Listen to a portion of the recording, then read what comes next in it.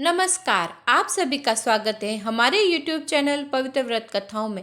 आज मैं आप सभी को कार्तिक महत्म सुनाने जा रही हूँ। उसके मैं आज आपको 10 अध्याय सुनाऊंगी। मैं इससे पहले अपने वीडियो में कार्तिक की व्रत कथाएं, धर्म राजा की कथा, पीपल पतवारी की कथा, तुलसी माता की कथा, ये सारे वीडियो मैं अपलोड कर चुकी हूँ। यदि आप देखना चाहते हैं तो मैं डिस्क्रिप्शन में उनका लिंक डाल दूंगी। अथ कार्तिक महात्म्य, पहला अध्याय। नेमी सारण्य तीर्थ में श्री सुत जी महाराज 88,000 सौनकादिक ऋषियों से बोले, अब मैं आपके सामने कार्तिक महात्म्य की श्रेष्ठ कथा कहता हूँ, जिसे सुनकर मनुष्य सब प्रकार के पापों से छूटकर वैकुंठ को प्राप्त कर लेता है।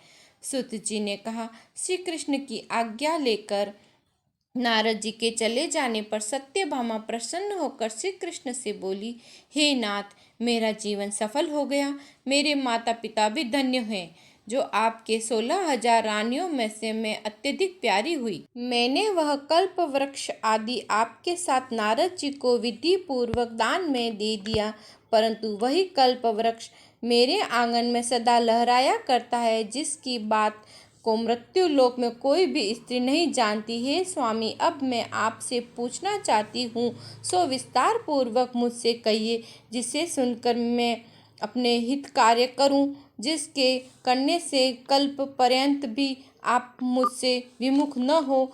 सुत जी कहने लगे, सत्यभामा के ऐसे वचन सुनकर श्री कृष्ण जी हंसते हुए सत्यभामा की बाह पकड़कर कल्प वृक्ष के नीचे गए और बोले, हे प्रिय, 16,000 स्त्रियों में से मुझे तुम प्राणों के समान प्यारी हो। तुम्हारे लिए देवताओं और देवराज इंद्र से भी मैंने विरोध किया था। उस महा अद्भुत वार्ता को सुनो। सुत जी बोले, एक दिन श्री कृष्ण भगवान ने सत्यभामा के साथ गरुड़ पर सवार होकर इंद्रलोक में जाकर कल्प वृक्ष मांगा। तब इंद्र ने न देने पर गरुड़ का इंद्र से घोर महायुद्ध हुआ। हे प्रिय, जब मैं तुम्हें हर चीज दे सकता हूँ, हर कार्य पूरा कर सकता हूँ, तो क्या तुम्हारे आश्चर्यजनक प्रश्न का उत्तर न दूंगा? यह सुनकर सत्यभामा बोली, हे प्रभु, पूर्व जन्म में मेरा कैसा स्वभाव था, किसकी पुत्री थी, मैंने कौन से दान तप व्रत नहीं की जिससे मुझे मृत्यु लोक में जन्म लेना पड़ा, और ऐसे कौन से शुभ कर्म किए जिससे मैं यहाँ आकर आपकी अर्धांगिनी हुई और आपके साथ गरुड़ पर सवार होकर आप मुझे साथ में लेकर इंद्रादिक देवताओं के स्थानों पर फिरते हो। तब भगवान बोले, हे कांते, तुम पूर्व जन्म में किसकी पुत्री थी, कौन से पुण्य आदि व्रत आदि वह शुभ कर्म तुमने किए थे, वह सब कहता हूँ। पूर्व समय में सतयुग में के अंत में मायापुरी में अत्रि गोत्र में वेदों और यज्ञों को जानने वाला देवसर्वा नामक एक ब्राह्मण था। वह रोज अतिथियों की सेवा, हवन, सूर्य भगवान की पूजा किया करता था, इसलिए वह सूर्य की तरह तेजस्वी था। उस ब्राह्मण के बुढ़ापे में एक गुणवती कन्या हुई, जिसका विवाह वह पुत्रहीन ब्राह्मण ने अपने चंद्र नामक के शिष्य के साथ कर दिया और वे दोनों पिता पुत्र की तरह रहने लगे। एक समय वे दोनों कुशा और समिधा लेने वन में हिमालय की तलहटी में पहुंचे तो उन्होंने एक राक्षस को अपनी तरफ आते देखा, जिसके भय से उनके शरीर स्थिर हो गए और उनमें भागने की शक्ति भी न रही। तब राक्षस ने दोनों को मार डाला। उनके धर्मात्मा होने के कारण मेरे पार्षद उन्हें लेकर वैकुंठ को गए। क्योंकि उन्होंने आजीवन सूर्य की पूजा की थी, इसलिए मैं दोनों पर अति प्रसन्न हुआ। जब वे दोनों विमान पर चढ़े हुए सूर्य के समान तेजस्वी रूपवान चंदन और माला धारण किए हुए वैकुंठ में आए, तब मेरे पास दिव्य भोगों को भोगने लगे। दूसरा अध्याय। श्री कृष्ण जी भगवान बोले, हे प्रिय, जब गुणवती ने राक्षस द्वारा अपने पिता और पति को मारा जाना सुना तो दुखी हुई और रुदन करने लगी। हे स्वामी, हे पिता, आप मुझे छोड़कर कहाँ चले गए? मैं आपके बिना क्या करूँ? अब मेरा भोजन वस्त्र का प्रबंध कौन करेगा? अब मैं किसकी शरण लूँ? मैं विधवा हो गई। विधाता का मेरे ऊपर कोप हुआ, मैं कैसे जीऊँ? श्री कृष्ण बोले, कुकरी के समान विलाप करती हुई हवा में लहराते हुए केले के पत्ते के समान कांपती हुई पृथ्वी पर गिर पड़ी। थोड़ी देर बाद सावधान होकर फिर विलाप करने लगी और शोक समुद्र में डूब गई।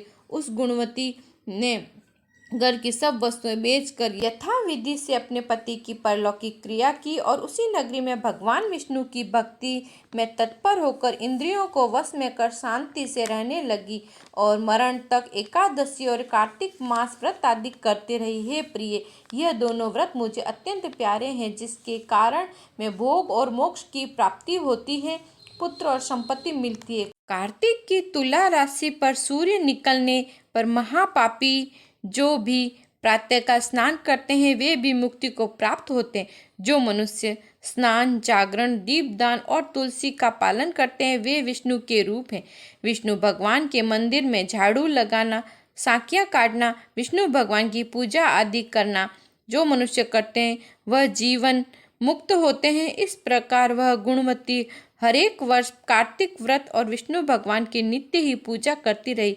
एक समय वृद्धावस्था के कारण दुर्बल होने से, रोग और ज्वर से पीड़ित होने पर वह गंगा स्नान को गई। जो ही पानी में उतरी, जाड़े के मारे कांपने लगी। उसी समय गुणवती ने आकाश से आता हुआ विमान देखा। शंख, चक्र, गदा, पद्म आदि आयुधों को लिए हुए विष्णु भगवान का रूप धारण करने वाले पार्षद गरुड़ की ध्वजा वाले अप्सराओं से युक्त ऐसे विमान में बिठाकर वैकुंठ को ले आए। प्रदीप्त अग्नि के समान कीर्ति वाली गुणवती विमान में बैठी हुई कार्तिक व्रत के प्रभाव से मेरे पास आ गई।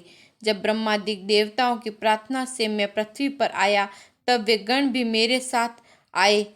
हे भामिनी, यह सब यादव मेरे गण हैं और तुम्हारे पिता देव शर्मा इस जन्म में सत्राजित हुए और तुम्हारे पति चंद्र शर्मा इस जन्म में अक्रूर हैं। और हे देवी, तुम वही गुणवती हो जो कार्तिक स्नान के प्रभाव से मेरे लिए अत्यंत प्रिय हो। तुमने तो मेरे मन मंदिर के सामने तुलसी का बगीचा लगाया था, उसी से यह कल्प वृक्ष तुम्हारे आंगन में है। कार्तिक में जो पहले तुमने दीपदान किए उसी के फल से तुम्हारी देह और घर में लक्ष्मी देवी का निवास है, जो संपूर्ण व्रताधिक पति स्वरूप भगवान को अर्पण किए थे, इसलिए तुम मेरी पत्नी बनी हो। तुमने पूर्व जन्म को जो कार्तिक व्रत उपवास किए, इससे तुम्हारा वियोग मुझसे कदापि नहीं हो सकता। इसलिए इसी प्रकार कार्तिक में व्रत करने वाले तुम्हारे समान मेरे प्रिय होंगे। सुत जी बोले, सत्यभामा जी अपने पूर्व जन्म का सब हाल जानकर बड़ी प्रसन्न हुई। तीसरा अध्याय। सत्यभामा बोली, हे भगवान, आप काल स्वरूप हैं और काल के संपूर्ण भाग समान हैं, तब फिर कार्तिक मास ही क्यों श्रेष्ठ है? हे देवी, सब तिथियों में एकादशी और सब महीनों में कार्तिक का महीना ही आपको क्यों प्रिय है? श्री कृष्ण बोले, हे कांते, तुमने अच्छा प्रश्न किया। एकाग्रचित होके बहन के पुत्र पृथु और महर्षि नारद का संवाद सुनो।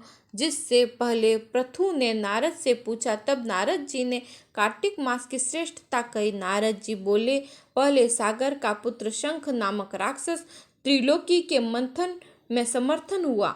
उसने संपूर्ण देवताओं को जीतकर स्वर्ग से निकाल इंद्रादिक संपूर्ण लोकपालों के अधिकार अपने हाथ में कर लिए। सब देवता उसके भय के मारे अपने अपने स्त्री पुत्र आदि लेकर बहुत वर्ष पर्यंत सुमेरु पर्वत की गुफाओं में वास करते रहे। जब देवता गुफाओं में रह रहे थे तब शंखासुर ने विचार किया, मैंने देवताओं को जीत तो लिया है, तो भी वे बलवान मालूम होते हैं। हाँ, अब जान पड़ता है कि सब वेद मंत्रों से युक्त हैं, इससे उनके वेद मंत्रों का हरण करने से वे सब बलहीन हो जाएंगे। ऐसा विचार कर वह असुर विष्णु भगवान को नींद से ग्रस्त हुआ देख स्वयं भू ब्रह्मा जी के लोक में जाकर वहां से वेदों को निकाल कर चलने को तत्पर हुआ। तब वे उनके भय के मारे यज्ञ के मंत्र और बीजों समेत जल में प्रवेश कर गए।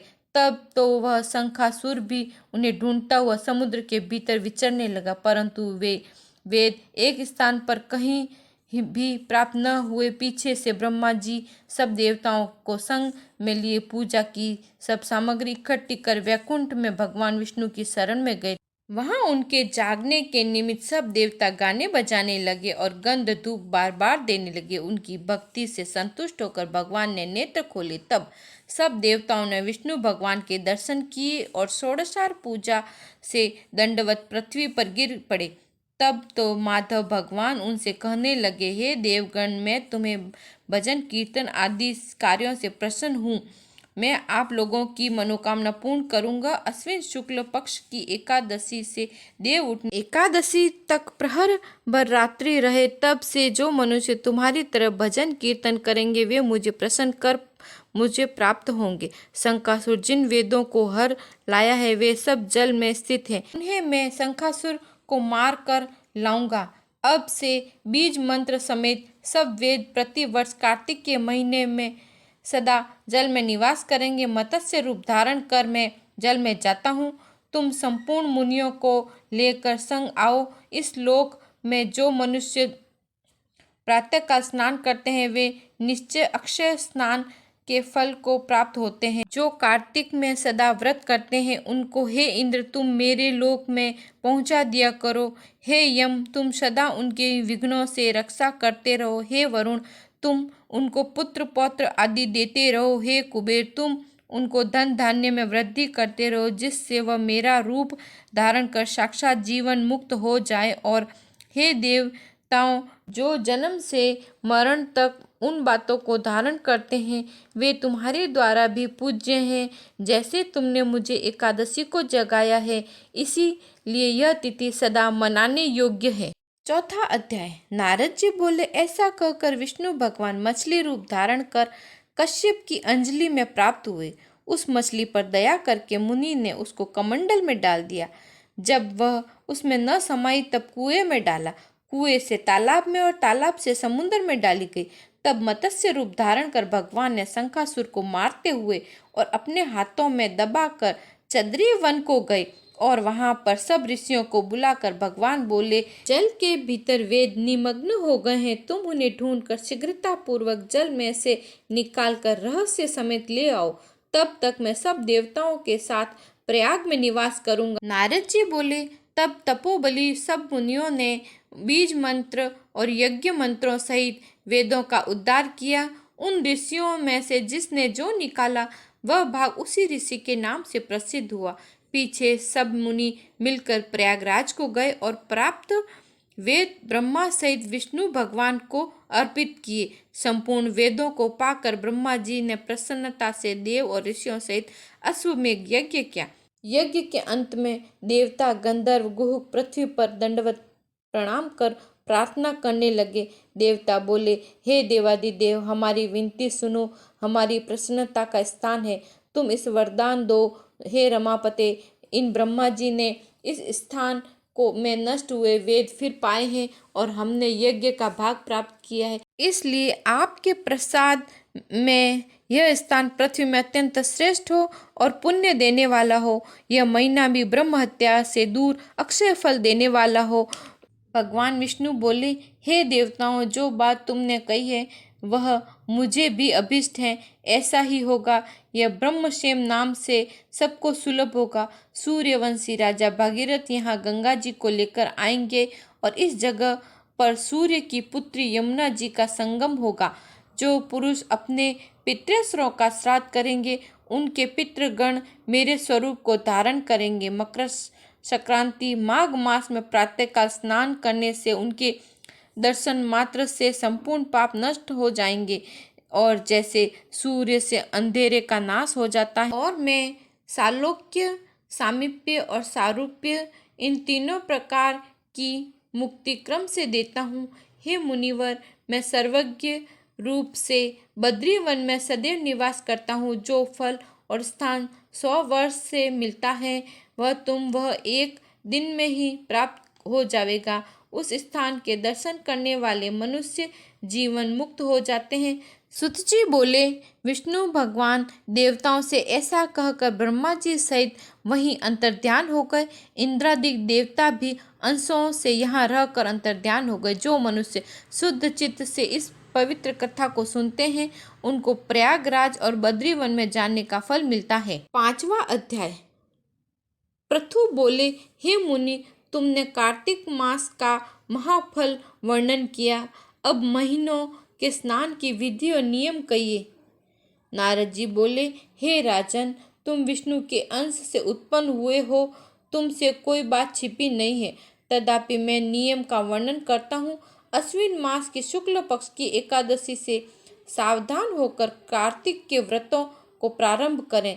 प्रहर रात्रि रहे तब प्रतिदिन उठें और जल का पात्र लेकर उत्तर दिशा की ओर गांव से बाहर जाएं और जनेऊ को कान पर चढ़ाकर उत्तर की ओर मुख करके भूमि पर तृण बिछाकर सिर को कपड़े से ढककर मुख और बंद करके थूकना और श्वास लेना बंद करके मल मूत्र का त्याग करें। जो रात्रि हो तो दक्षिण को मुख करें।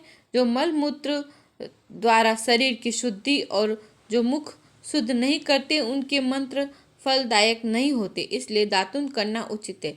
दातुन लाते समय वृक्ष से कहें कि हे वनस्पति, हमको आयुष, बल, यश, तेज, संतान, वेद पाठ की शक्ति और बुद्धि देवे। इस मंत्र को पढ़कर गूलर आदि किसी दूध के वृक्ष की 12 अंगुल लंबी दातुन लावे। व्रत के दिन ऐसा न करें। प्रतिपदा, अमावस्या या नवमी तिथि तथा सूर्यवार या चंद्र ग्रहण, सूर्य ग्रहण के दिन दातुन न करें। कटेरी, संभालू, कपास, पीपल, वट, अरंडी, गंधहीन वृक्षों की दातुन न करें। तदनंतर विष्णु भगवान या शिव के मंदिर में प्रसन्नता और विधि पूर्वक पुष्प, गंध, तांबूल ले जाएं। वहां भगवान की स्तुति करके नमस्कार करें, भजन गावें। देवालय में भजन कीर्तन करने वाले भगवान विष्णु स्वरूप होते हैं। जैसे सतयुग में यज्ञ, तप, दान आदि भगवान को संतुष्टि देने वाले हैं, वैसे ही कलयुग में भक्ति पूर्वक भजन कीर्तन मोक्ष देने वाले होते हैं। नारद जी बोले, सीरस, धतूरा, कटेर, मल्लिका, समेरु, आक, कनेर के फूल व अक्षतों से विष्णु भगवान की पूजा नहीं होती। जयकुंद, सिरस, चमेली, मालती, केतकी आदि के फूलों से सूर्य की पूजा लक्ष्मी चाहने वाले को करना उचित नहीं है। यथा योग्य शक्ति विधि से देवताओं की पूजा करके भगवान से समायाचना की प्रार्थना करे कि हे सुरेश्वर, हे देव, मैंने मंत्रहीन भक्ति की और क्रियाहीन पूजन किया, वह परिपूर्ण होवे। फिर प्रदक्षिणा करके, दंडवत करके, फिर क्षमा प्रार्थना करके गायन को समाप्त करें। रात्रि को विधि पूर्वक विष्णु और शिव का पूजन करते हैं, वे अपने पूर्वजों सहित निष्पाप वैकुंठ को चले जाते हैं। छठा अध्याय। नारद जी बोले, 2 घड़ी रात रह जाए तब उठकर तिल, कुशा, अक्षत, फूल, धूप, दीप आदि लेकर पवित्र होकर किसी नदी, तालाब, कुआं, जलाशय के पास जाएं। मनुष्य की बनाई हुई नहर आदि तथा देवताओं की बनाई हुई नदियों में व संगम में स्नान करने से 10 गुना फल है। तीर्थ में उसका दुगना फल है। विष्णु का स्मरण करके स्नान का संकल्प करें। तीर्थ तथा देवताओं आदि को क्रम से अर्घ्य दें और कहें, हे कृष्ण, मेरे आराध्य, मेरे अर्घ्य को ग्रहण करिए। आपको नमस्कार है। वैकुंठ में, प्रयाग में अथवा बद्रिका आश्रम में, जहाँ मुनि वेद और यज्ञ सहित जहाँ तीनों प्रकार से विष्णु ने पद स्थापित किया है, वहाँ सब देवता हमारी रक्षा करे। हे कृष्ण, कार्तिक मास में दिए गए अर्घ्य को ग्रहण कीजिए। भागीरथी, विष्णु, शिव, सूर्य आदि को नमस्कार करके जल में जाएं और नाभि पर्यंत जल में घुसकर विधि पूर्वक स्नान करें। गृहस्थी तिल और आंवले का चूर्ण मलकर स्नान करें। विधवा स्त्री व सन्यासी स्त्री तुलसी की जड़ को मिट्टी में लगाकर स्नान करें, परंतु सप्तमी अथवा अमावस्या, द्वितीया या त्रयोदशी तिथि, इन तिथियों को आंवला और तिल न लगावें। स्नान मंत्र, भक्ति भावना जिन प्रभु ने देवताओं के कार्य के निमित्त रूप धारण किया था, वे कृपा करके मुझे पवित्र करें। विष्णु की आज्ञा से इंद्र सहित सब देवता कार्तिक के व्रत करने वालों की रक्षा करें। व्रती मनुष्य इस प्रकार स्नान करके हाथ में पवित्री धारण कर देव, ऋषि और पितरों का तर्पण करें। कार्तिक महीने में तर्पण में जितने तिल होते हैं उतने वर्ष पितृ स्वर्ग में वास करते हैं। तदंतर जल से निकलकर पवित्र वस्त्र धारण कर प्रातः काल कर्मों को समाप्त कर हरि भगवान की अर्चना करें। तीर्थ और देवताओं का स्मरण करके भक्ति पूर्वक गंध, पुष्प और फलों से अर्घ्य प्रदान करें। तब वेद पाठी ब्राह्मणों का पूजन करें। ब्राह्मण विष्णु रूप है, इसलिए अपना कल्याण चाहने वाले को कदापि इनका अपमान या विरोध नहीं करना चाहिए। फिर हरि की प्यारी तुलसी जी की पूजा करें, परिक्रमा दें और नमस्कार करें और कहें कि देवताओं ने प्रथम तुम्हें बनाया, मुनियों ने पूजा है, सो तुम मेरे पाप का हरण करो। भक्ति पूर्वक विधियों को करने वाला नारायण की सालोक्यता को प्राप्त होता है। रोग और पातकों का नाश करने वाला, उत्तम बुद्धि, पुत्र और धन तथा मुक्ति को देने वाला भगवान विष्णु के प्यारे कार्तिक के व्रतों के सिवाय दूसरे व्रत उत्तम नहीं है। 7वां अध्याय। नारद जी बोले, हे राजन, कार्तिक व्रत धारण करने वाले मनुष्य के नियम संक्षेप में सुन। सब प्रकार के अमीष, मांस, शहद, राई और तथा नशा करने वाली वस्तुओं का परित्याग कर दें। पराया अन्न पर द्रोह, विदेश गमन, बिना तीर्थ के अन्य स्थान पर रहना छोड़ देवें तथा देवता, वेद, ब्राह्मण, गुरु, गौ, व्रती, स्त्री, राजा और बड़ों की निंदा त्याग देवें। दाल, तिल, तेल, खरीदा हुआ पकवान, भाव और शब्द से दूषित वस्तुओं को छोड़ देवें। जीवधारी का मांस, चूना, जंभीरा का फल, मसूर, बासी अन्न न खाएं। बकरी, भैंस और गाय के दूध के सिवाय अन्य दूध को इस्तेमाल न करें। तांबे के पात्र में रखा हुआ पंचगव्य पोखर का जल अपने आप पका हुआ अन्न मांस के तुल्य है तथा कार्तिक व्रतीय ब्रह्मचार्य रहें। पृथ्वी पर शयन करें, पत्तों पर खाएं और चौथे पर भोजन करें। नरक चौदस को तेल लगाएं। इस तिथि को छोड़कर कार्तिक स्नान करने वाला तेल न लगाएं। घिया, बैंगन, कटेरी, तरबूज, केत ये सब छोड़ देवें। शिवद्रोही और वेद से विपरीत चलने वालों से संभाषण न करें तथा उपरोक्त मनुष्य और कोए को देखें अन्न को तथा दोबारा पकाए हुए दूध को न खाएं। विष्णु भगवान की प्रसन्नता के लिए सामर्थ्य भर चंद्रायणी व्रतों को करें। क्रम से काशी फल, कटेरी, नई मूली, नारियल, तरबूज, आंवला, घिया, परवल, बेर, बैंगन, लौकी, तुलसी इनके साग को प्रतिपदा तिथि में त्याग देवें। रविवार के दिन आंवले का सेवन न करें। इन वस्तुओं के सिवाय व्रती मनुष्य जिन वस्तुओं का त्याग न करे उनमें से पहले ब्राह्मण को भेंट करें, फिर आप भोजन करें। व्रती पुरुष माघ में भी उक्त नियमों पर चलें और प्रबोधिनी एकादशी में जागरण करें।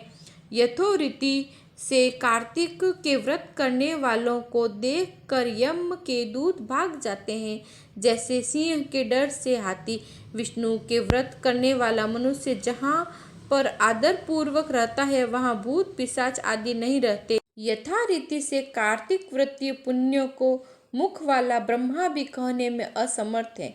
विष्णु का व्रत संपूर्ण पापों का नाश करने वाला, उत्तम धन, पुत्र, नाती, धान्य को बढ़ाने वाला है। इस व्रत को नियम पूर्वक करने से अन्य तीर्थों के सेवन की क्या आवश्यकता। 8वां अध्याय। नारद जी बोले, हे राजन, अब मैं कार्तिक के व्रतों का संक्षेप में उद्यापन सुनाता हूँ। व्रत पूरा होने के फल और भगवान विष्णु की प्रसन्नता के लिए कार्तिक शुक्ल चतुर्दशी को उद्यापन करें।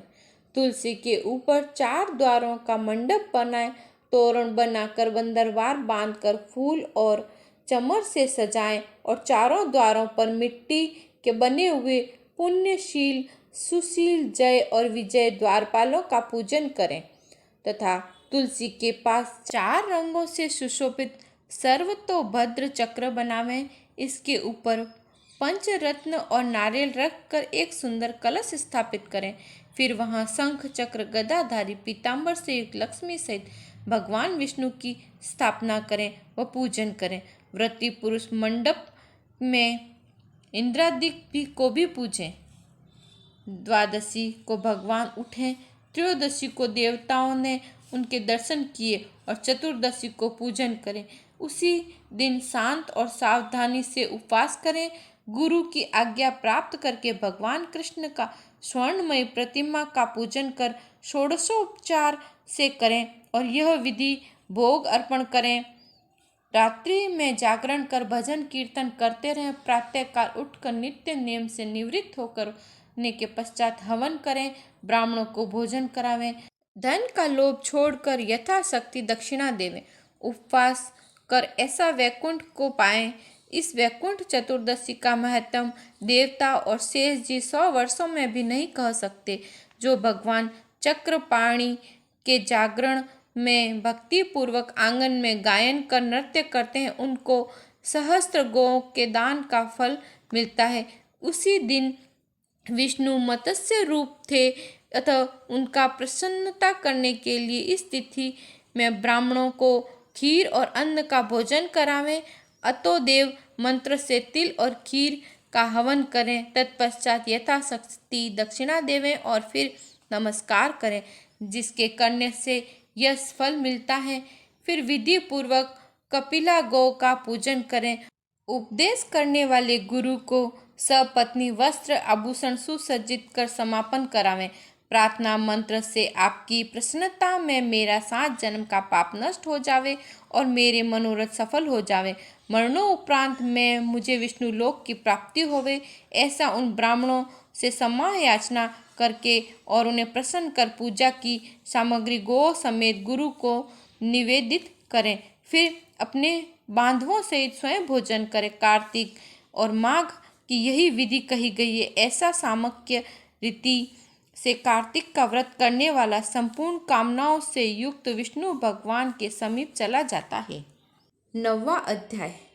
राजा पृथु ने कहा, हे नारद जी, आपने कार्तिक मास के व्रत में तुलसी की जड़ में भगवान विष्णु का निवास बताकर उस स्थान की मिट्टी का पूजन बतलाया।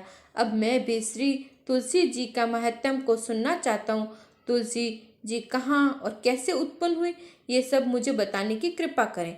नारद जी ने कहा, हे राजन, एक समय देव गुरु बृहस्पति और देवराज इंद्र कैलाश पर्वत पर शंकर जी के दर्शन करने के लिए गए तो शंकर जी ने उनकी परीक्षा ली। उन जटाधारी दिगंबर ने उनका मार्ग में ही अनुरोध कर डाला। यद्यपि वे तेजस्वी, शांत, लंबी भुजा और चौड़ी छाती वाले गौर वर्ण, अपने विशाल नेत्रों युक्त और सिर पर जटाधारे वैसे ही बैठे थे, तथापि इंद्र ने शंकर जी को न पहचान कर उनका नाम और धाम अपना आदि परिचय पूछा और कहा, शंकर जी अपने स्थान पर हैं या कहीं गए हैं। इस पर उस तपस्वी ने कुछ नहीं कहा, परंतु त्रिलोकीनाथ के ऐश्वर्य से विभ्रमित होकर इंद्र कब चुप रहते। उन्हें क्रोध से भड़क कर कहा, अरे, मैं अभी तुझे इस वज्र से मारता हूँ, फिर देखता हूँ तुझ दुर्मति की रक्षा कौन करता है।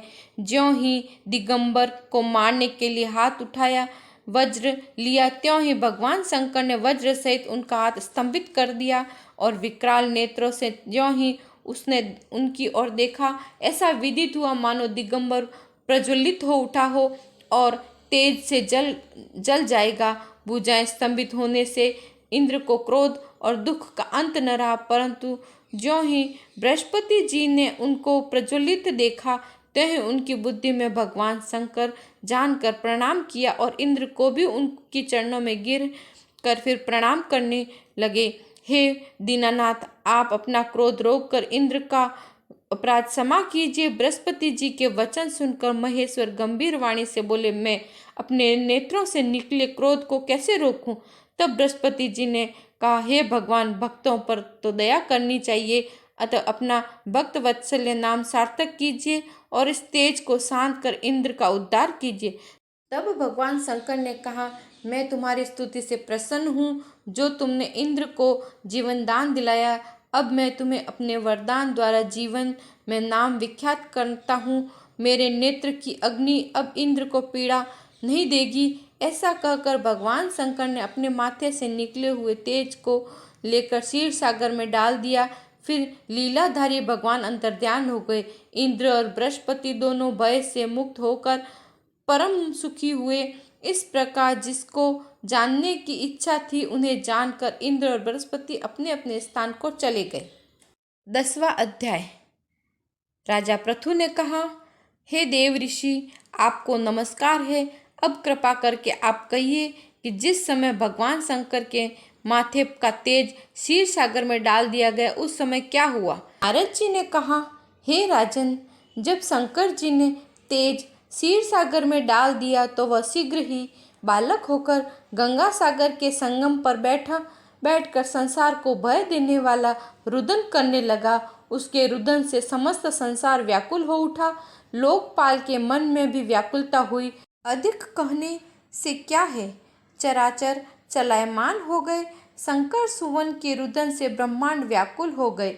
समस्त देव और ऋषि मुनि व्याकुल होकर लोग पितामह ब्रह्मा जी की शरण में गए और सब मिलकर ब्रह्मा जी को प्रणाम किया और स्तुति की।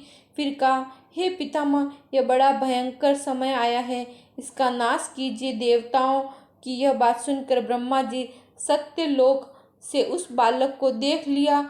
समुद्र तट पर आए। समुद्र से ब्रह्मा जी को आता देखकर प्रणाम किया और बालक को उठाकर उनकी गोद में दे दिया। तब विस्मित होकर ब्रह्मा जी ने पूछा, हे सागर, तुम शीघ्र बताओ, यह बालक किसका है? तब समुद्र ने कहा, हे प्रभु, यह तो मैं नहीं जानता, किंतु मुझे इतना अवश्य ज्ञात है कि जब गंगा सागर के संगम पर प्रकट हुआ है, अतः इस बालक का जाति, कर्म और संस्कार कीजिए। इसका जातक फल बताइए। जी कहते हैं कि इधर तो सागर ब्रह्मा जी से ऐसा कह रहा था, उधर सागर पुत्र भी ब्रह्मा जी के गले में हाथ डालकर बार बार उनका आकर्षण कर रहा था। अब तो उनके सामने ब्रह्मा जी का गला जोर से पकड़ लिया कि वे पीड़ित हो। नेत्रों से आंसू गिरने लगे। किस प्रकार उन्होंने अपने दोनों हाथों से जोर लगा गला छुड़ाया और सागर से कहा, सुनो, मैं तुम्हारे पुत्र का जातक फल बताता हूँ।